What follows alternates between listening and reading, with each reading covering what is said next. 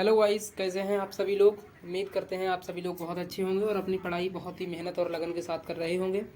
तो गाइस, हम अपनी हिस्ट्री की सीरीज़ को आगे बढ़ाते हुए रैपिड फायर रिवीजन के साथ आगे बढ़ रहे हैं। और इसमें आज हम जो 16 महाजनपद हैं उनके बारे में चर्चा करेंगे। और 16 महाजनपद को आप आज ट्रिक के साथ याद करेंगे, और जिसमें हम आपको लगभग 50 क्वेश्चन लेकर आए हैं। इन 50 क्वेश्चन के माध्यम से महाजनपद से आपका एक भी क्वेश्चन नहीं छूटेगा। ठीक है गाइस।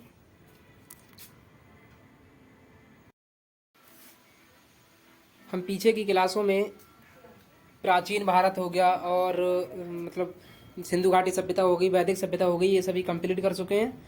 आप इसी वीडियो के डिस्क्रिप्शन में आपके नीचे वो लिंक लगा देंगे।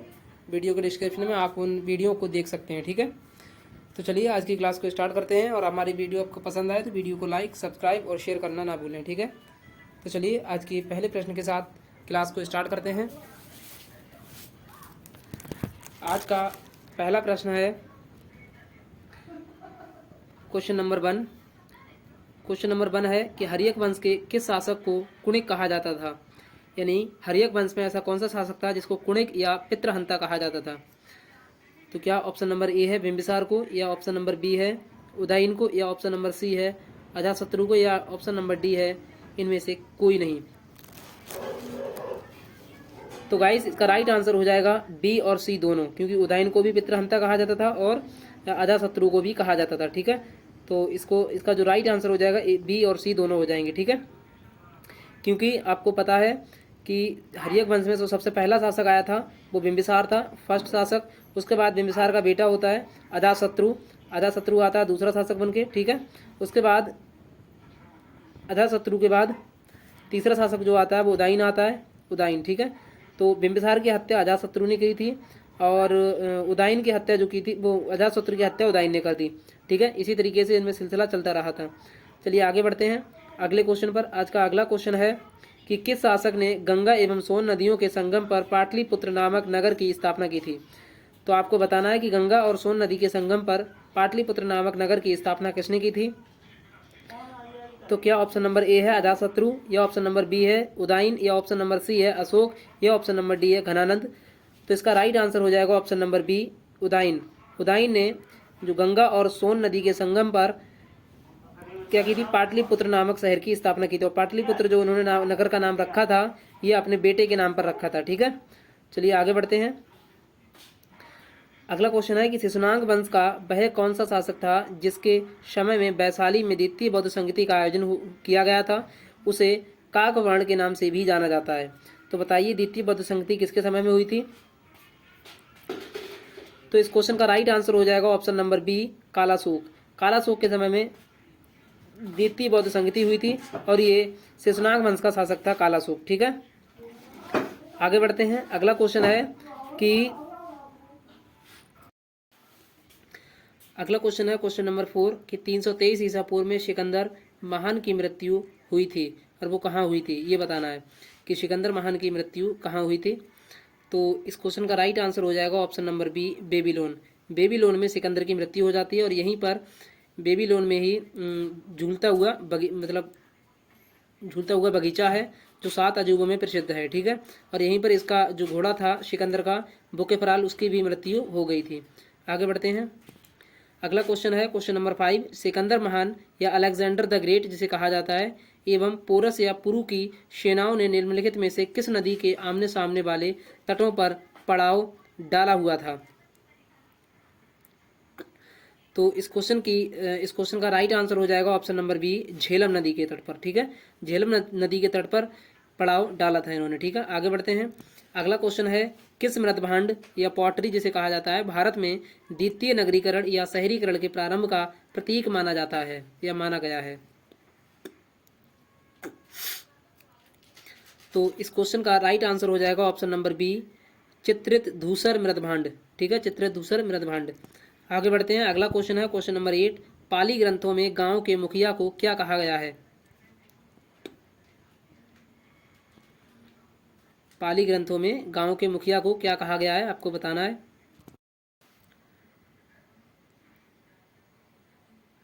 तो इस क्वेश्चन का राइट आंसर हो जाएगा ऑप्शन नंबर बी भोजक या ग्राम भोजक। ठीक है, पाली ग्रंथों में गांव के मुखिया को क्या कहा गया है? तो भोजक या ग्राम भोजक कहा गया है।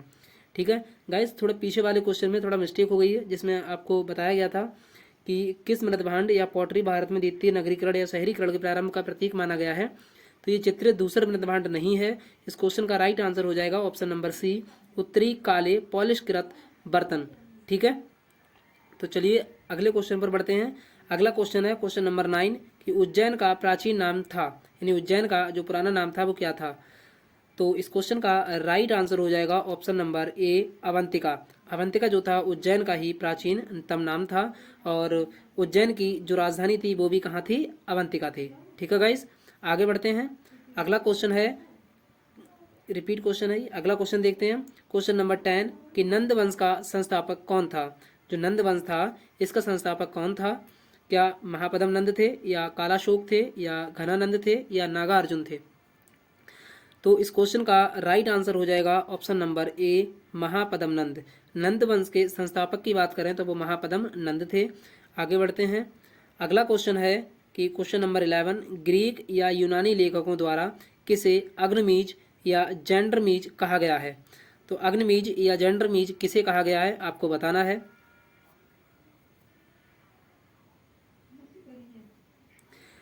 तो गाइस इसका राइट आंसर हो जाएगा ऑप्शन नंबर सी, महापद्म नंद। महापद्म नंद को अग्निमीज और जेंडरमीज के नाम से जाना जाता है। ठीक है, आगे बढ़ते हैं। अगला क्वेश्चन है कि प्राचीन भारत में पहला विदेशी आक्रमण किन के द्वारा किया गया है? यानी जो प्राचीन भारत में पहला विदेशी आक्रमण हुआ था वो किसके द्वारा किया गया था? क्या वो ईरानियों के द्वारा किया गया था, या यूनानियों के द्वारा किया गया था, या शकों के द्वारा किया गया था, या कुषाणों के द्वारा किया गया था? तो इस क्वेश्चन का राइट आंसर हो जाएगा ऑप्शन नंबर ए, ईरानियों के द्वारा प्राचीन भारत में पहला विदेशी आक्रमण किया गया था। ठीक है, आगे बढ़ते हैं। अगला क्वेश्चन है क्वेश्चन नंबर 13 कि प्राचीन भारत में दूसरा विदेशी आक्रमण एवं पहला यूरोपीय आक्रमण किन के द्वारा किया गया था? तो इस क्वेश्चन का राइट आंसर हो जाएगा ऑप्शन नंबर बी, यूनानियों के द्वारा प्राचीन भारत में दूसरा विदेशी आक्रमण किया गया था। और यूनानी आक्रमण में कौन आता था, कौन आया था? तो वो आया था सिकंदर। ठीक है, आगे बढ़ते हैं अगले क्वेश्चन पर। अगला क्वेश्चन है क्वेश्चन नंबर 14 कि ईरान के खमनी वंश के किस शासक ने भारतीय भूभाग को जीतने के बाद उसे फारस साम्राज्य का 20वां प्रांत या छत्रपी बनाया था? तो इस क्वेश्चन का जो राइट आंसर हो जाएगा वो हो जाएगा ऑप्शन नंबर बी, डेरियस प्रथम या दारेबाहु प्रथम या डेरियस। ठीक है, आगे बढ़ते हैं। अगला क्वेश्चन है कि क्वेश्चन नंबर 15 कि हाइडेस्पस या बितस्ता या आधुनिक नाम में जिसे झेलम कहा जाता है, इसका युद्ध जो हुआ था 326 ईसा पूर्व में, ये किन किन शासकों के बीच हुआ था? तो इस क्वेश्चन का राइट आंसर हो जाएगा ऑप्शन नंबर ए, सिकंदर और पोरस के मध्य हाइडेस्पीच या बितास्ता या झेलम का युद्ध हुआ था 326 ईसा पूर्व में। ठीक है, आगे बढ़ते हैं। अगला क्वेश्चन है क्वेश्चन नंबर 16 कि सिकंदर ने भारत पर कब आक्रमण किया था? जो सिकंदर था इसने भारत में कब आक्रमण किया था? तो इस क्वेश्चन का राइट आंसर हो जाएगा ऑप्शन नंबर ए, 326 ईसा पूर्व। ईसवी नहीं होगा, ईसा पूर्व होगा। ठीक है, इसलिए इसका राइट आंसर हो जाएगा ऑप्शन नंबर ए। ठीक है, तो चलिए आगे बढ़ते हैं। अगला क्वेश्चन है क्वेश्चन नंबर 19 कि मगध की प्रथम राजधानी कौन सी थी? जो मगध की जो प्रारंभिक राजधानी या हम प्रथम राजधानी की बात करें तो मगध की प्रथम राजधानी कौन सी थी? क्या वो पाटलिपुत्र थी, या वैशाली थी, या गिरिव्रज थी राजगृह, या चंपा थी? तो इस क्वेश्चन का राइट आंसर हो जाएगा ऑप्शन नंबर सी, गिरिव्रज या राजगृह मगध की प्रथम राजधानी मानी जाती है।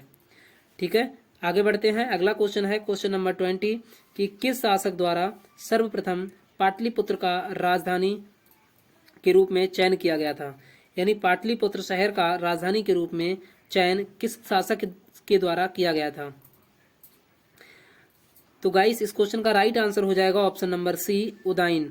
उदयन के द्वारा पाटलिपुत्र शहर की स्थापना की गई थी गंगा और सोन नदी के संगम पर। और पाटलिपुत्र राजधानी भी किसने बनाई थी? तो उदयन ने बनाई थी। ठीक है, तो चलिए आगे बढ़ते हैं अगले क्वेश्चन पर। अगला क्वेश्चन है क्वेश्चन नंबर 21 कि 16 महाजनपदों की सूची उपलब्ध है, यानी जो 16 महाजनपद की चर्चा है वो किसमें है? क्या वो महाभारत में है, या अंगुत्तर निकाय में है, या छंदोग्य उपनिषद में है, या संयुक्त निकाय में है? तो इस क्वेश्चन का राइट आंसर हो जाएगा ऑप्शन नंबर बी, अंगुत्तर निकाय। यानी बौद्ध ग्रंथ अंगुत्तर निकाय में 16 महाजनपद की चर्चा की गई है। और जैन धर्म की अगर बात करें तो भगवती सूत्र में 16 महाजनपद की चर्चा की गई है। आगे बढ़ते हैं। आज का अगला क्वेश्चन है कि निम्नलिखित में से मगध का कौन सा राजा सिकंदर का महान का समकालीन था? यानी सिकंदर महान का समकालीन मगध का कौन सा राजा था? तो इस क्वेश्चन का राइट आंसर हो जाएगा option number B, Ghanananda. Ghanananda जो था वो सिकंदर महान का समकालीन मगध का राजा था। ठीक है, आगे बढ़ते हैं।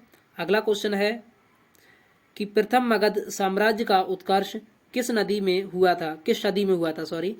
यानी कि जो प्रथम मगध साम्राज्य था इसका जो उत्कर्ष था वो किस सदी में हुआ था मगध का? तो इस क्वेश्चन का राइट आंसर हो जाएगा ऑप्शन नंबर बी, छठी सदी ईसा पूर्व में। ठीक है, छठी सदी ईसा पूर्व में प्रथम मगध साम्राज्य का उत्कर्ष हुआ था। ठीक है, आगे बढ़ते हैं। अगला क्वेश्चन है कि सिकंदर की भारत में सफलता के निम्न कारण थे। तो सिकंदर की भारत में सफलता के क्या क्या कारण थे आपको बताना है। इनमें से ऑप्शन देखें। तो पहला पॉइंट है कि भारत में तब कोई केंद्रीय सत्ता नहीं थी जब सिकंदर ने आक्रमण किया था। दूसरा ऑप्शन है कि उसकी सेना श्रेष्ठ प्रकार की थी। तीसरा है कि उसे देशद्रोही भारत शासकों का सहयोग मिला था। और चौथा है कि वह एक अच्छा प्रशासक था। तो गाइस इस क्वेश्चन का राइट आंसर हो जाएगा ऑप्शन नंबर डी, 1 2 3 4। यानी कि ये चारों ही सही बातें की गई हैं इसमें। पहला भी ठीक है, दूसरा भी ठीक है, तीसरा भी ठीक है और चौथा भी ठीक है। ठीक है, आगे बढ़ते हैं। अगला क्वेश्चन है क्वेश्चन नंबर 24 कि अभिलेखीय साक्ष्य से प्रकट होता है कि नंद राजा के आदेश से एक नहर खोदी गई थी। तो यानी कि नंद राजा के आदेश से एक नहर कहाँ खोदी गई थी ये आपको बताना है। तो इस क्वेश्चन का राइट आंसर हो जाएगा ऑप्शन नंबर सी, कलिंग में। कहाँ खोदी गई थी? कलिंग में खोदी गई थी। आगे बढ़ते हैं। अगला क्वेश्चन है कि पहला ईरानी शासक जिसने भारत के कुछ भाग को अपने अधीन किया था वो कौन सा था? यानी इनमें से कौन सा ईरानी शासक था जिसने भारत के कुछ भागों को अपने अधीन किया था?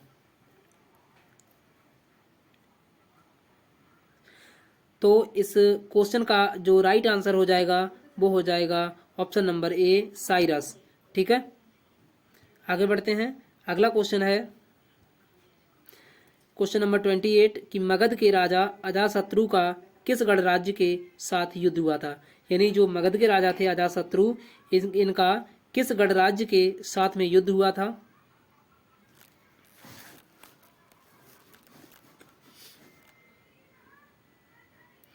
तो इस क्वेश्चन का राइट आंसर हो जाएगा ऑप्शन नंबर ए और ऑप्शन नंबर बी दोनों। ठीक है, दोनों के साथ हुआ था। आगे बढ़ते हैं। अगला क्वेश्चन है क्वेश्चन नंबर 29 कि वज्र संघ के विरुद्ध मगध राज्य के किस शासक ने प्रथम बार रथमूसल यानी एक ऐसा रथ जिसमें गदा जैसा हथियार जुड़ा था तथा महाशिला कंटक पत्थर फेंकने वाला एक युद्ध यंत्र था नामक गुप्त हथियारों का प्रयोग किया था? तो ये किसने किए थे? तो इस क्वेश्चन का राइट आंसर हो जाएगा ऑप्शन नंबर ए, अजातशत्रु ने। ठीक है, आगे बढ़ते हैं। आज का अगला क्वेश्चन है क्वेश्चन नंबर 13 कि नंद वंश का अंतिम सम्राट कौन था? तो नंद वंश का अंतिम सम्राट था घनानंद। ऑप्शन नंबर बी इस क्वेश्चन का राइट आंसर होगा। अगला क्वेश्चन है क्वेश्चन नंबर 31 कि भारत में सिक्कों या मुद्रा का प्रचलन कब हुआ था? यानी सिक्कों की बात करें या मुद्रा की बात करें, इनका प्रचलन कब हुआ था ये आपको बताना है। तो इस क्वेश्चन का राइट आंसर हो जाएगा ऑप्शन नंबर सी, 600 ईसा पूर्व में हम बात करें तो सिक्कों और मुद्रा का प्रचलन प्रारंभ हुआ था। आगे बढ़ते हैं। अगला क्वेश्चन है कि निम्न राजाओं पर विचार कीजिए। पहले राजा हैं अजातशत्रु, दूसरे हैं बिंदुसार, तीसरे हैं प्रसेनजीत। इनमें से कौन कौन बुद्ध के समकालीन थे?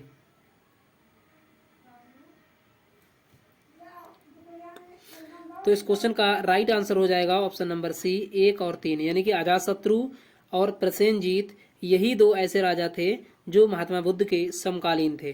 ठीक है गाइस, आगे बढ़ते हैं। अगला क्वेश्चन है क्वेश्चन नंबर 33 कि 6ठी सदी ईसा पूर्व के दौरान बड़े राज्यों के उदय का मुख्य कारण क्या था। जो बड़े राज्यों का उदय हुआ था इसका मुख्य कारण क्या था 6ठी सदी ईसा पूर्व में।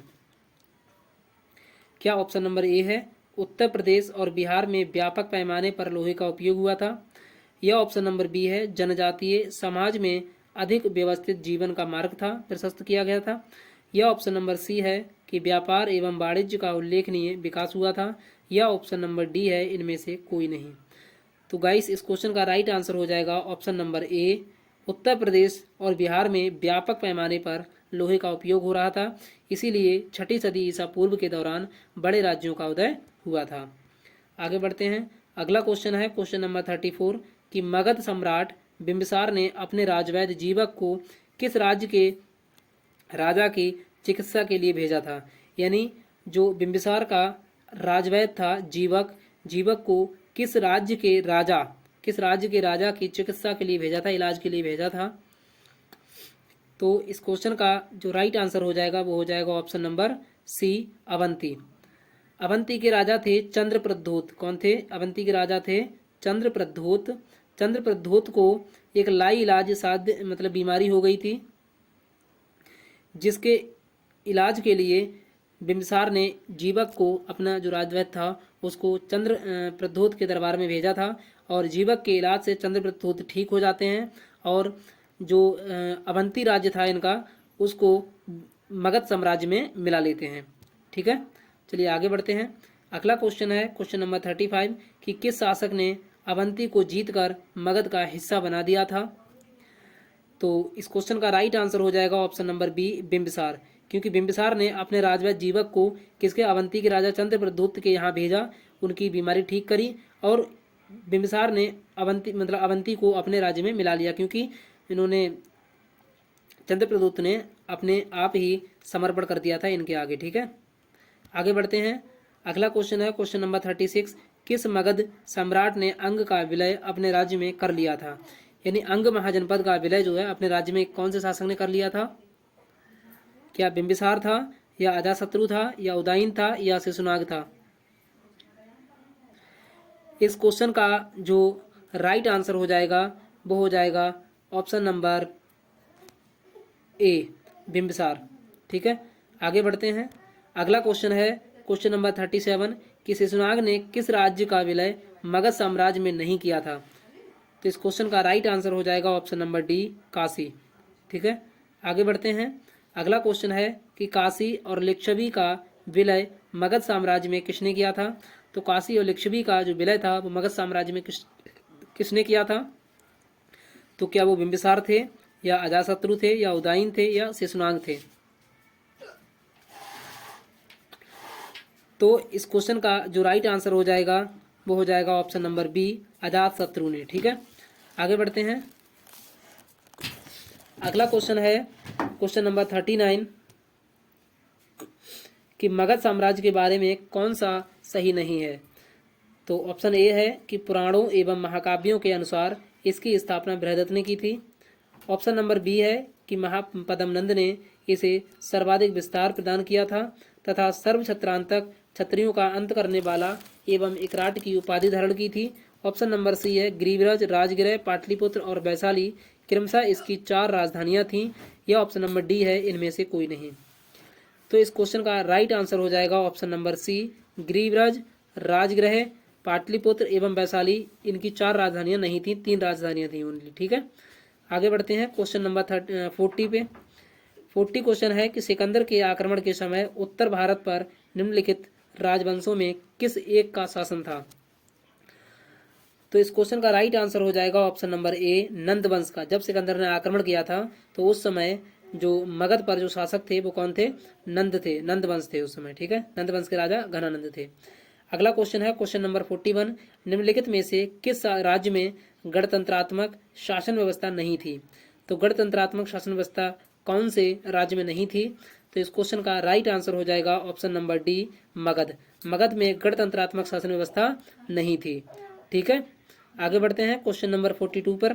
क्वेश्चन नंबर 42 है, निम्नलिखित में से किसे सेनिया या नियमित और स्थायी सेना रखने वाला कहा जाता था? तो इस क्वेश्चन का राइट आंसर हो जाएगा option number A, Bimbisara. Bimbisara को निम्नलिखित में से सेनिया या नियमित और स्थायी सेना रखने वाला कहा जाता था। आगे बढ़ते हैं क्वेश्चन नंबर 43 पर। 43 है कि निम्नलिखित में से किसे उग्रसेन या भयानक सेना का स्वामी कहा जाता था?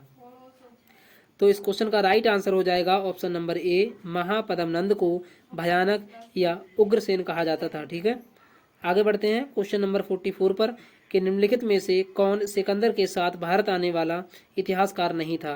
यानी इनमें से कौन ऐसा शासक है, मतलब कि इतिहासकार है जो सिकंदर के साथ नहीं आया था भारत में? तो इस क्वेश्चन का राइट आंसर हो जाएगा ऑप्शन नंबर डी, केवल हेरोडोटस ऐसा शासक है जो सिकंदर के साथ में नहीं आया था। वैसे निर्याकस भी आया था इनके साथ में, और आने सिक्रेटस भी आया था, और अरिस्टोबुलस भी आया था। ठीक है, तो आगे बढ़ते हैं। आज का अगला क्वेश्चन और लास्ट क्वेश्चन है, क्वेश्चन नंबर 45 है कि महापद्म नंद काल में श्रेणियों के संचालन को क्या कहा जाता था? तो इस क्वेश्चन का राइट आंसर हो जाएगा ऑप्शन नंबर ए, श्रेष्ठिन।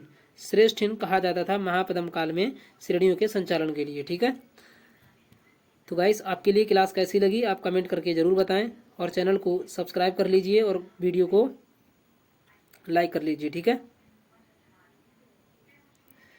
तो आज के लिए इतना ही, धन्यवाद।